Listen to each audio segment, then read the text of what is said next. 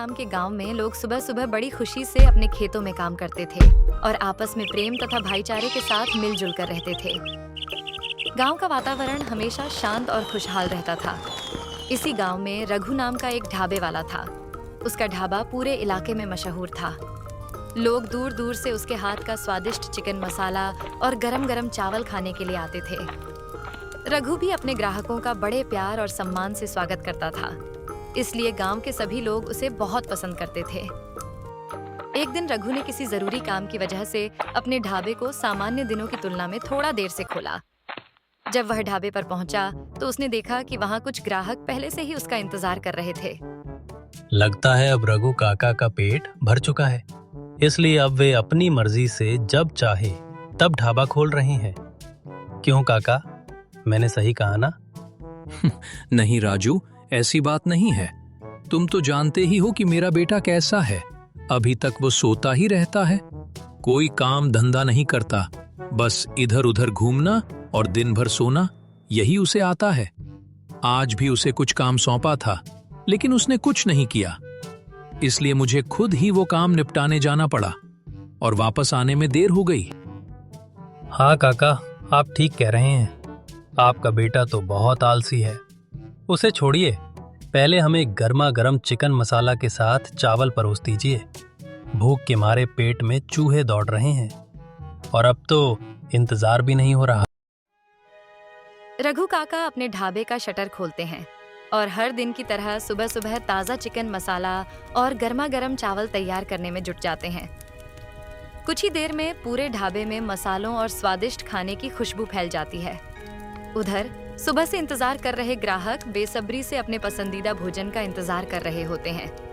सारी तैयारी पूरी होने के बाद रघु काका मुस्कुराते हुए ग्राहकों की ओर देखते हैं और कहते हैं, हाँ, ये लीजिए गर्मा गर्म चिकन मसाला के साथ चावल।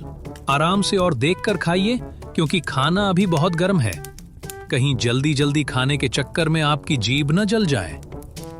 ऐसे ही रघु काका अपने ढाबे पर सभी को हंसते मुस्कुराते हुए स्वादिष्ट चिकन मसाला और गर्मा गर्म चावल परोसते थे।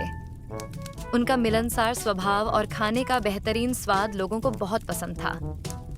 पूरे दिन ढाबे पर चहल पहल बनी रहती थी।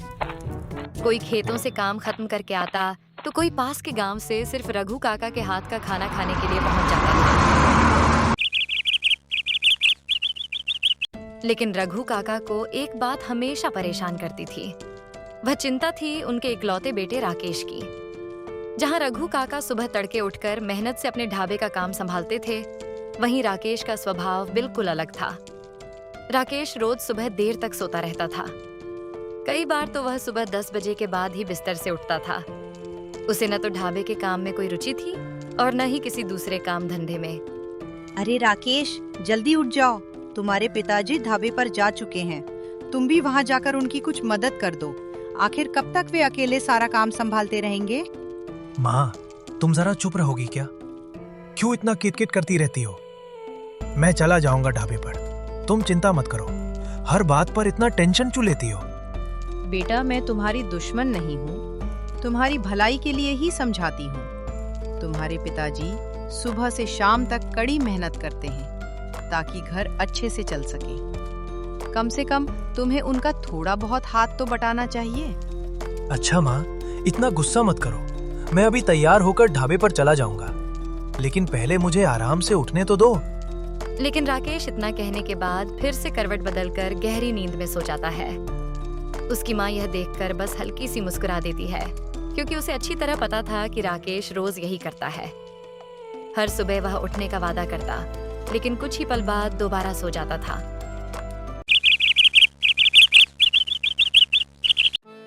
इस गांव में एक और ढाबे वाला भी था, जिसका नाम मदन था। वह अपने ढाबे पर स्वादिष्ट मटन करी और गर्मा गर्म चावल बेचता था। उसके हाथ की बनी मटन करी का स्वाद अच्छा था और कई लोग उसे पसंद भी करते थे। लेकिन मदन का स्वभाव रघु काका से बिल्कुल अलग था। वह बहुत घमंडी और अहंकारी किस्म का आदमी था।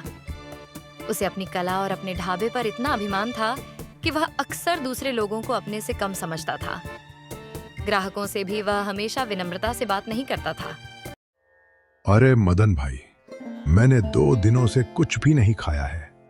कृपा करके खाने के लिए थोड़ा सा भोजन दे दीजिए, मुझे बहुत भूख लगी है। अरे ये क्या धर्मशाला समझ रखा है तुमने? यहाँ सब कुछ मुफ्त में नहीं मिलता। जेब में एक पैसा नहीं है और सुबह सुबह भीख मांगने चले आते हो। चलो यहाँ से निकलो और मेरा समय बर्बाद मत करो। मदन कभी किसी की मदद नहीं करता था। उसके लिए पैसे ही सबसे बड़ी चीज थे। अगर किसी गरीब या भूखे इंसान के पास पैसे न हो तो वह उसे बिना खाना दिए ही लौटा देता था। उसके मन में दया और सहानुभूति की कमी थी। वहीं दूसरी ओर रघु काका का स्वभाव बिल्कुल अलग था। अगर कोई भूखा या जरूरतमंद व्यक्ति उनके ढाबे पर आ जाता तो वे बिना कुछ सोचे समझे उसे भरपेट खाना खिला देते थे। कई बार तो वे गरीब लोगों को मुफ्त में चिकन मसाला और चावल परोस देते और बदले में केवल उनकी दुआएं स्वीकार करते। रघु काका का मानना था कि भूखे को भोजन कराना सबसे बड़ा पुण्य है। उनकी इसी उदारता और अच्छे व्यवहार के कारण पूरे गांव के लोग उनका बहुत सम्मान करते थे। कुछ दिनों बाद राकेश एक सुबह जल्दी उठकर तैयार हुआ और घर से बाहर निकल गया। वह बिना कुछ खाए ही गांव में इधर उधर घूमने लगा। काफी देर तक घूमने के बाद उसे जोरों की भूख लगने लगी। उसने सोचा कि क्यों न कहीं बैठकर कुछ खा लिया जाए। इसी सोच के साथ वह सीधे मदन के ढाबे पर पहुंचा। वहां से मटन करी और गर्मा गर्म चावल की खुशबू आ रही थी। राकेश ने एक मेज पर बैठकर कहा, मदन भाई, मेरे लिए एक प्लेट मटन करी और चावल ले आइए। मदन ने खाना परोस दिया। राकेश ने बड़े स्वाद से पूरा भोजन खा लिया, लेकिन जैसे ही उसने जेब में हाथ डाला उसके चेहरे का रंग उड़ गया। उसे याद आया कि वह जल्दबाजी में अपना बटुआ और पैसे घर पर ही भूल आया है। अरे यार, मैं तो अपने पैसे घर पर ही भूल आया हूँ। अगर आप अनुमति दें तो मैं अभी घर जाकर पैसे लेकर आता हूँ और आपका पूरा हिसाब चुका दूंगा। क्या मैं इतना बोला दिखता हूँ कि तुम्हारी बातों पर आंख बंद करके भरोसा कर लूं? तुम कहते हो कि घर जाकर पैसे लेकर आओगे, लेकिन अगर वापस ही नहीं आए तो? मुझे बेवकूफ समझ रखा है क्या? तुम्हारे बारे में मुझे सब पता है। गांव भर में तुम्हारी आलसी आदतों की चर्चा होती रहती है, इसलिए मुझे उल्लू बनाने की कोशिश मत करो।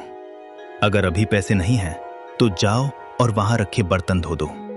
जब तक खाने की कीमत पूरी नहीं हो जाती तब तक काम करना पड़ेगा। राकेश ने मजबूरी में ढाबे पर बर्तन धोना शुरू कर दिया। वह चुपचाप सिर झुकाकर अपना काम कर रहा था। उसके मन में शर्म और पछतावा था कि केवल पैसे घर पर भूल जाने की वजह से उसे यह सब करना पड़ रहा है। उसी समय रघु काका वहां से गुजर रहे थे। उनकी नजर अचानक मदन के ढाबे पर काम करते राकेश पर पड़ी। पहले तो उन्हें अपनी आंखों पर विश्वास नहीं हुआ, लेकिन जब उन्होंने ध्यान से देखा तो समझ गए कि बर्तन धोने वाला कोई और नहीं बल्कि उनका अपना बेटा राकेश है। मदन, कम से कम मेरा बेटा तुम्हारे ढाबे पर काम तो करने लगा, यह भी अच्छी बात है। नहीं तो ये दिन भर इधर उधर घूमता रहता था और किसी काम में मन नहीं लगाता था। अरे नहीं, ये मेरे ढाबे पर काम करने नहीं आया है। आज इसने मटन करी और चावल खाए थे। बाद में कहने लगा कि पैसे तो घर पर ही भूल आया हूं और अभी जाकर लेकर आता हूं। लेकिन मुझे इसकी बात पर भरोसा नहीं हुआ। मैंने सोचा कि कहीं ये पैसे देने के बहाने भाग न जाए, इसलिए मैंने इसे बर्तन धोने के लिए बैठा दिया है। जब तक इसके खाने की पूरी कीमत वसूल नहीं हो जाती तब तक ये यहीं काम करेगा। उसके बाद मैं इसे जाने दूंगा। क्या सिर्फ एक प्लेट मटन करी और चावल के पैसों के लिए तुमने इसे ये काम करने पर मजबूर कर दिया? तुम इंसान हो या हैवान? एक छोटी सी गलती पर किसी के साथ इतना कठोर व्यवहार करना ठीक नहीं है। लो, ये रहे पूरे पैसे। अब इसका हिसाब पूरा हो गया, इसे तुरंत छोड़ दो। रघु काका ने मदन को पैसे देने के बाद राकेश का हाथ पकड़ा और उसे अपने साथ घर ले गए। पूरे रास्ते दोनों चुपचाप चलते रहे। रघु काका ने उसे डांटा नहीं बल्कि शांत रहकर उसे अपनी गलती समझने का अवसर दिया। राकेश के मन में गहरा पछतावा था। उसे एहसास हो गया था कि वह अब तक घर की जिम्मेदारियों से मुंह मोड़कर अपना समय बेकार की बातों और इधर उधर घूमने में बर्बाद कर रहा था। आज की घटना ने उसे सिखा दिया कि लापरवाही और आलस इंसान को मुश्किल में डाल सकते हैं। घर पहुंचकर राकेश ने सिर झुकाकर अपने पिता से कहा, पिताजी, मुझसे गलती हो गई। अब मैं अपनी जिम्मेदारियों से नहीं भागूंगा और आपकी मेहनत की कदर करूंगा। राकेश की ये बातें सुनकर रघु काका बहुत खुश हो गए। उन्हें विश्वास ही नहीं हो रहा था कि उनका वही आलसी बेटा आज अपनी गलती स्वीकार कर रहा है और जिम्मेदार बनने की बात कर रहा है। ऐसी समझदारी भरी बातें उन्होंने पहले कभी राकेश के मुंह से नहीं सुनी थी। उनकी आंखों में खुशी और संतोष साफ झलक रहा था। अगले ही दिन से राकेश ने अपनी आदतें बदलनी शुरू कर दी। वो सुबह जल्दी उठता, समय पर तैयार होकर अपने पिताजी के साथ ढाबे पर पहुंच जाता और पूरे मन से काम में हाथ बटाने लगता। कभी वो ग्राहकों को खाना परोसता, तो कभी रसोई की तैयारी में मदद करता या ढाबे की साफ सफाई का ध्यान रखता। धीरे धीरे राकेश ने मेहनत और जिम्मेदारी का महत्व समझ लिया। अब वो अपना समय बेकार में इधर उधर घूमने में नहीं बिताता था, बल्कि अपने परिवार का सहारा बनने की कोशिश करता था। रघु काका भी अपने बेटे में आए इस बदलाव को देखकर गर्व महसूस करते थे।